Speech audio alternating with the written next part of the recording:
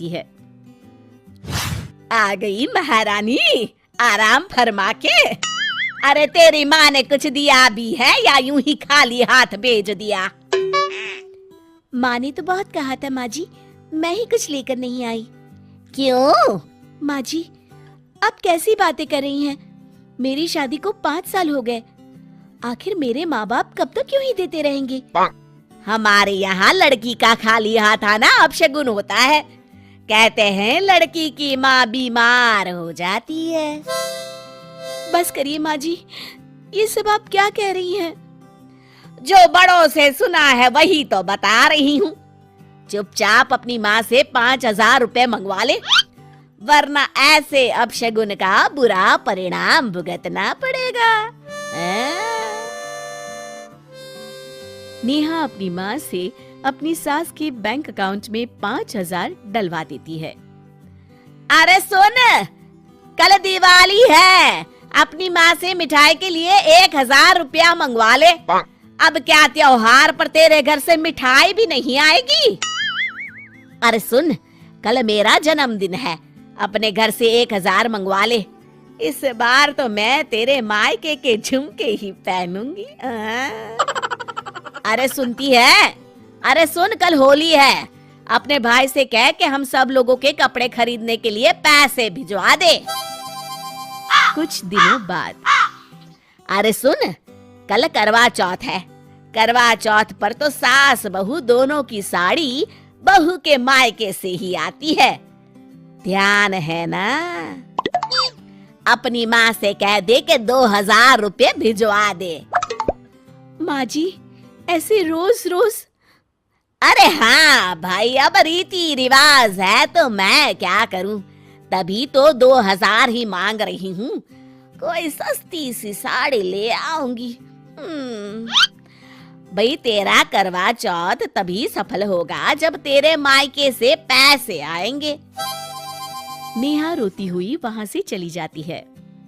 रमा आए दिन ऐसे कोई ना कोई बहाना बनाकर नेहा के माँ बाप से पैसे मंगवाती रहती है। देखो राहुल, आज फिर माँ जी ने मेरे घर से पैसे मंगवाए। कुछ जरूरी रिवाज होगा तभी माँ ने मंगवाए होंगे। राहुल, आप भी?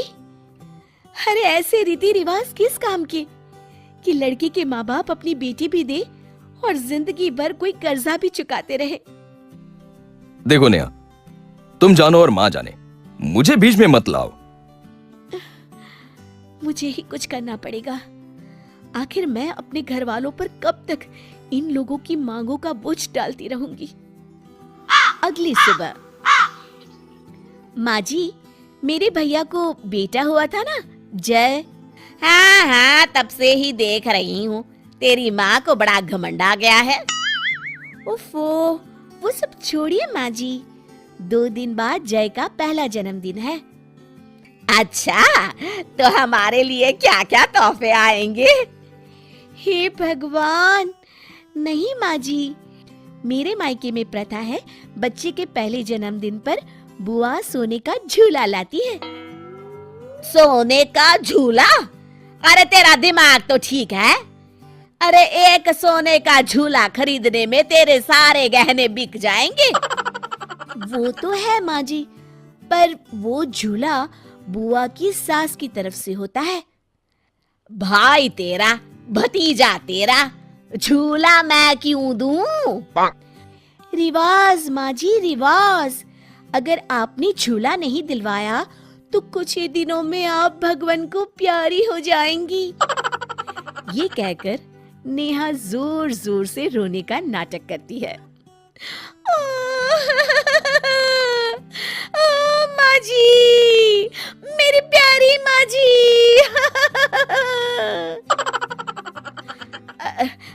क्या पागल हो गई है? मुझे भरी जवानी में मरवाना चाहती है? नहीं माँ जी, तभी तो कह रही हूँ, आप एक सोने का झूला दे ही दीजिए, जान बची तो लाखों पाए। यहाँ तो जान बचाने के लिए लाखों गंवाने पड़ रहे हैं। सोच लीजिए माँ जी, आपका मन न हो तो रहने दीजिए। मैं दिल पर पत्थर रख के सोच लूंगी, मेरी कोई सास थी ही नहीं। रमा देवी तुरंत बैंक से पैसे निकालकर नेहा को दे देती हैं। जा, अपने मायके जाके मेरी तरफ से सोने का झूला दिया। अभी तो मेरे पूरे बाल भी सफेद नहीं हुए और मुझे मारने पर तुली है। आप भी ना माँ जी, क्या क्या कहती रहती हैं। ठीक है, मैं आज ही चली जाती हूँ। अरे नेहा, तुम कहाँ जाने की तैयारी कर रही हो? और ये माँ क्यों रो रही है? आज उनका बैंक अकाउंट खाली जो हो गया है। मतलब? तेरे की, जाने दो भाई, तुम जानो, तुम्हारी सास जाने। सब रीति रिवाजों का चक्कर है। अरे छोड़िए जी, ये तो मेरे और माँ जी के बीच की बात है। ये लो माँ, मेरी तरफ से जय के लिए कुछ पैसे, आप जो ठीक समझे ले लीजिएगा। अरे नहीं नहीं बेटा, इतने सारे पैसे हम तुझसे नहीं ले सकते। क्यों माँ, आप तो हमेशा ही देती हैं, मुझे तो पहली बार मौका मिला है। नहीं नहीं बेटा, लड़कियों से। बस माँ, आज तक तो तुमने मुझ में और भैया में फर्क नहीं किया, फिर आज क्यों? रख लो माँ, ये तुम्हारे ही दिए हुए पैसे हैं। तभी नेहा का फोन बजता है। नेहा बेटी, इस बार अपने मायके से कुछ मत लाना, अब तेरी शादी को इतने साल हो गए हैं, अब ये सब चक्कर छोड़ देते हैं। अरे पर माँ जी, अब शगुन। अरे गोली मार ये शगुन अपशगुन को, इनके चक्कर में यहाँ दीवाला निकला जा रहा है।